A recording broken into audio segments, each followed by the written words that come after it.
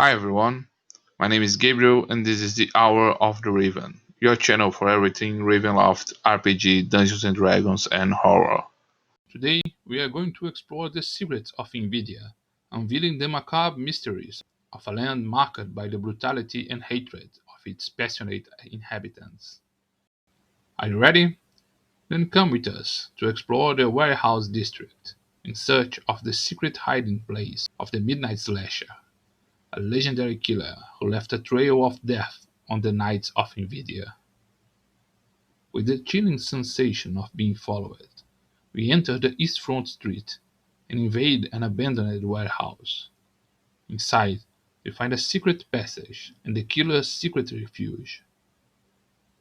In this abandoned basement, we discover the notes of the homicidal lunatic, revealing Invidia's dark secrets and his bloody plans for murder and revenge.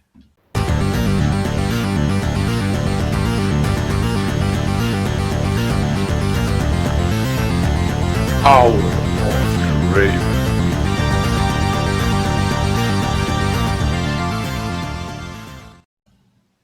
The old sayings from this domain tells that an Invidian never forgets a resentment.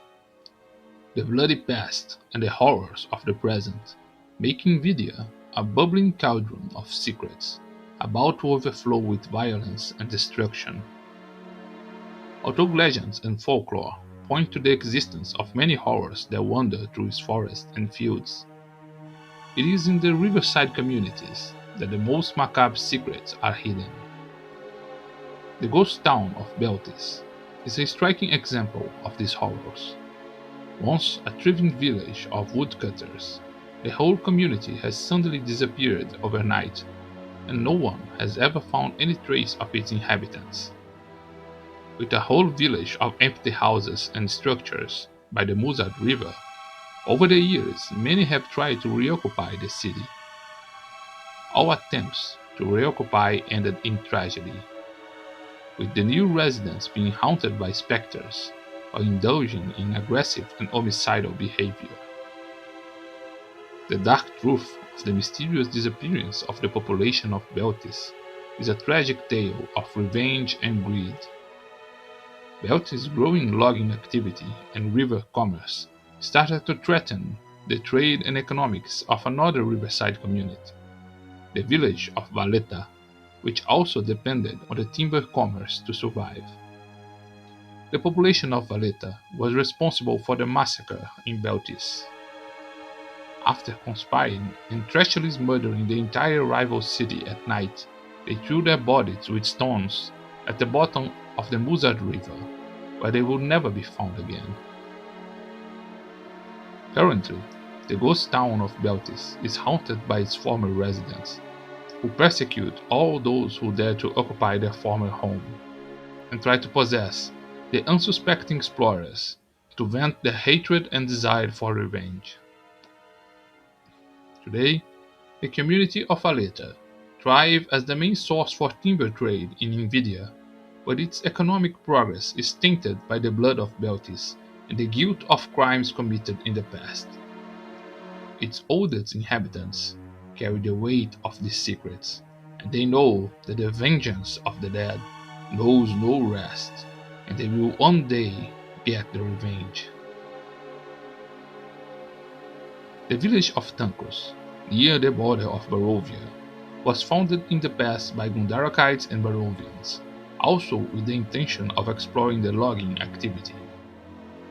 The woodcutters of the city have already abandoned their access, and today the city functions as a friendly trading post for the river trade. Its cheerful taverns and inns are not without dangerous secrets, and many are the lonely travelers who disappear in the night. The slim and charismatic inhabitants of Tankos hide their true nature.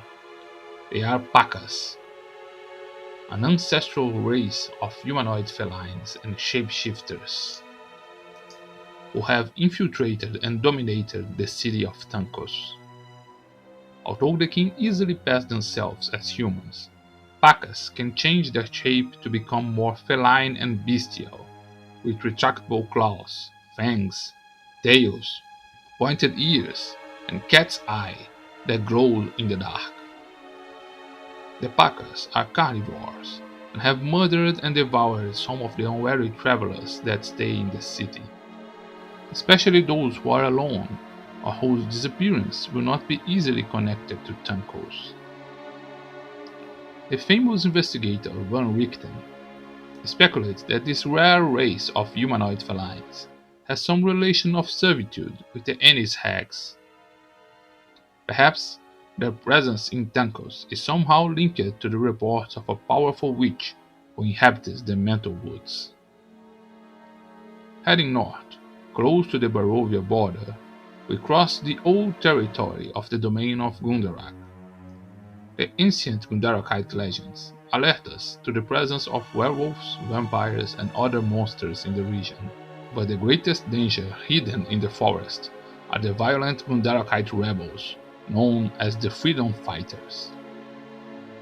Although fighting a guerrilla to restore the former nation of Gundarak, these rebels are known to extort, loot, and even murder those fool enough to cross their path, always in the name of financing their revolutionary cause.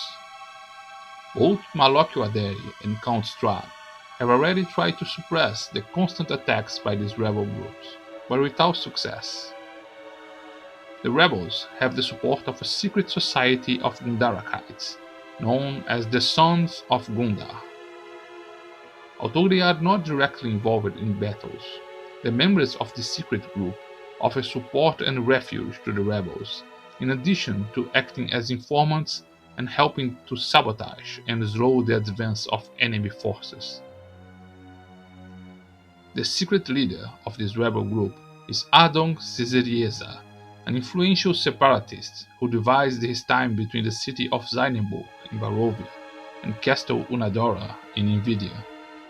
The separatist leader is currently under the influence of Gabrielle Ader's charms, as she seduced him to be able to have the rebel forces under her control. To this day, the greatest victory of the Gundarakite rebel forces was the conquest of Castle Unadora, invaded and occupied in the year 750 of the Barovian calendar, when the rebel forces defeated the Invidian military detachment that occupied the imposing construction. The castle was the ancient home of the tyrannical Duke Gundar, an ancestral vampire who was the former Dark Lord of Gundarak, and has not yet been fully exploited by the rebel forces that occupy it. Its deepest dungeons are still full of traps and secret passages that hide many unspeakable secrets and horrors. The hills around the castle are also reputed to be haunted by ghosts of those massacred in mass executions conducted by the merciless hands of their former ruler. The manipulative Gabrielle lives in the house of this gloomy castle with her daughter, the child Lucita Adair, and has under her influence the rebels who defend the fortress. Rumors circulate about the identity of the child's father, as in addition to Ardon, Gabrielle keeps another secret lover. Maton Blanchard is a wolf-elf from Cartacas who have come to the city of Karina many years ago, using his gifts as an actor to pretend to be a noble and an aristocrat. Gabrielle was interested in the handsome Maton, but the charismatic sham resisted her spells. Despite this, Maton genuinely fell in love with Gabrielle, and is perhaps one of his only lovers who truly loves the manipulative witch. This affection did not prevent Gabrielle from eventually discarding Maton when she lost interest in him and expelling him from her company. The wolf-were never got over the separation and continued to stalk Gabrielle, waiting for a new opportunity to win back his beloved. This opportunity arose in 747 of the Barovian calendar, when Malokyo Aderi took a coup and deposed his mother from the government of Invidia. Maton Blanchard found Gabrielle Adair in the Dreadwoods, abandoned to die, maddened and wounded. He rescued her and helped her to recover, winning the favors of his beloved once again. Together, they headed north, out of Malakio's reach. When Gabrielle recovered from her fragile and insane state, Meitan left for Cartacas to recruit other wolf-wares from his pack. Today, they occupy the ducal forest under his leadership, a supernatural force under Gabriel Adair's command, a secret weapon unknown by Malakio. South of the Castle Unadora, but already in the territory controlled by Malakio, is the city of Kohiko, the second largest city of Invidia. During the rule of Bacolis, this was a small riverside community, but during the period of rule of Gabriel Adair, this community grew and became a large commercial center, becoming more attractive to river traders than the decaying capital Karina. A commercial war broke out between Karina and Kohiko's trading guilds, and soon these disputes became violent, with acts of sabotage and even arson. Malakio Adair has tried to suppress these internal conflicts, but recent rumors claim that Karina's merchant guild hired a powerful necromancer from Darkon to use his art and destroy Kohiko once and for all. Near the city of Karina, we find the ancestral Castle Lupet. Built by Tehoran the Merciless, this castle was the center of Bacolis' government. When the tyrant was murdered, rebels partially burned the castle, which still bears the marks of fire. Autug has never been entirely restored. The site was used by Gabrielle Adair as the center of her power during her reign, and is currently occupied by her son Malakio. The fortification is very well guarded by his troops, and its dungeons and torture rooms are full of prisoners, among them several Vistani, mutilated to prevent them from casting curses on their captors. Rumors say that Falkovian torturers were hired to train Malakio's men in the macabre art of inflicting pain. Finally, we reach the capital of the kingdom, the city of Karina. The city is surrounded by large farms and vineyards, with decadent and opulent mansions, used by the nobles during the summer season and festivals. The city is surrounded by walls and protected by the forces of Malakio. Despite intense competition with Kohiko, its docks and market are still teeming with activity. The old administrative center of the city is a fortress in ruins known as the Citadel. Formerly one of Bacolis' forts, the site was destroyed by fire after the death of the tyrant, but its walls and towers still remain standing and are occupied by Malakio's soldiers. The Prison Tower and the Black Tower are destinations to be feared, and the prisoners in the North Wing often go crazy, tormented by the ghost of Manfred Taig, the former chief steward of the fortress, burned to death in the fires of the rebellion. Legends say that Bacolis hid a treasure in these ruins, and sometimes a fool seeks to invade the ruins in search of wealth. In the poorest areas of the city, the narrow streets of the Maze district are one of the most dangerous areas of the city. The region is commanded by the criminal group known as Scar's Band. Its leader, Scar Tabor, is a Darkling, a renegade Vistani. Tabor was expelled from his tribe after the cruel murder of his brother. In the ritual known as Vishnad, the roundie of his caravan placed a ritualistic dagger in his hand and questioned him about the death of his brother. He remained silent when questioned, but the dagger burned his hand, giving him a hideous scar. He was then expelled from the caravan, and now carries the dagger that marked his misfortune. The Falkovian district is a region controlled by a militia of soldiers and mercenaries from Falkovnia. Originally the point of arrival for emissaries from a Falkovian commercial enclave, These merchants and spies brought numerous properties in the capital, and today the district hosts an increasing number of soldiers and mercenaries from Falkovnia. The leader of the militia that commands this district is Commander Anton Regis, an experienced Falkovian military. In this district, there is a secret tavern, a club that receives only those who have been invited by one of its oldest members. This venture was designed by Captain Nathan Timothy, the formerly Dark Lord of Arkandale, who manages it with the help of two other partners, all whom are also werewolves like him. The main attraction of this establishment is the dogfights, where huge Falkovian war dogs are placed in fierce disputes. This dangerous tavern is frequented secretly by many werewolves and also by Falkovian gamblers. On a few nights, some poor individuals or even unwary or indiscreet guests from the tavern can be captured and tossed in the arena with the vicious war dogs, to the cruel amusement of their clientele. One of the landmarks of the city is the clock tower, called the Goldfinger for its yellowish painting. The tower, with a mechanical clock, is 60 feet high and can be seen from all over the city.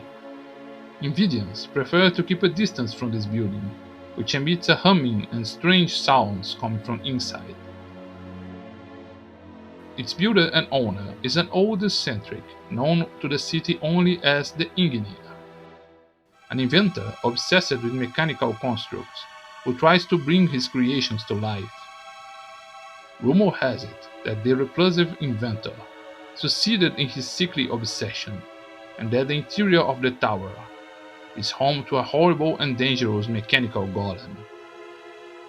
Another horror that haunts the city of Karina is the Midnight Slasher, a figure who covers his face and roams the city streets, murdering the unwary who dare to be outdoor at midnight. Wearing a hat, a scarf over his face, and a cloak that allows him to blend in the darkness, this figure usually surprises its victims with a little slash of his blades. What few know about this mysterious figure is that the Midnight Slasher is actually a woman. She had her life shattered by Gabrielle's Adair interference while she was still a child. Gabrielle bewitched and seduced her father, in yet another of her numerous games of intrigue and manipulation. When her mother discovered the betrayal, her parents entered a struggle that ended in tragedy, and both were killed in the conflict. An orphan on the ruthless streets of Karina, she was raised amid the poverty, crime, and sin of the Maze district. A deep hatred bubbled up inside her against Gabriella Dare and everything that represented the sins that permeated the decadent city of Karina. One night, this consumed hatred finally surfaced, and she murdered a harlot in an alley. Her first murder occurred at the moment the clock tower struck midnight, and an obsession formed in her mind, shattering the remnants of her sanity. She then proceeded to prowl the night through the Karina's dark alleys, murdering the fools who crossed her path, at the time of the 12 strokes of the clock tower. The Midnight Slasher terrified the city of Karina for many years, until the year 747 of the Barovian calendar, during the annual Harvest Festival. During the annual Harvest Festival, she finally tried to attack and murder Gabrielle Adair, her mortal enemy. In a sequence of strange events, Malocchio gave a coup and deposed her mother from the throne of Invidia, and Gabrielle's life was only saved from the Midnight Slasher by the interference of a group of adventurers. It is not known what was the fate of the Midnight Slasher after this confrontation. Many speculate that she died in battle, and many believe she fled, although seriously injured. Whatever the truth is, a few years later, the nightly murders occurred again, and the city of Karina is once again in the grip of fear. Has the Midnight Slasher survived, or returned from the dead to fulfill her vengeance? Or does the city face a new killer, inspired by the crimes of the notorious serial killer? Our search for the notes of the mysterious midnight slasher is interrupted when a band of soldiers invades the hiding place. With no chance of explaining, we are brutally arrested by malicious soldiers. The treacherous Scar Tabor has sold us information about the secret hiding place of the midnight slasher, just to then notify the authorities that we were the midnight slasher and collect the reward for our capture. Dragged into the dungeons of the citadel, we are beaten, chained, and thrown into a dark cell. In the darkness of the prison, we await torture or execution, and began to fear the passage of time and the arrival of the full moon. In the darkness, we hear when prisoners are dragged to a nearby cell. Soon, one of them starts talking to us in whispers, an old Vistani, who says that before his life ends, he needs to pass on the secrets about the nature of the evil that plagues Invida. Join us, subscribe to this channel, and let's hear the mysteries revealed by our fellow prisoner about the infamous Gabrielle Adair, the Dark Lady of Invidia.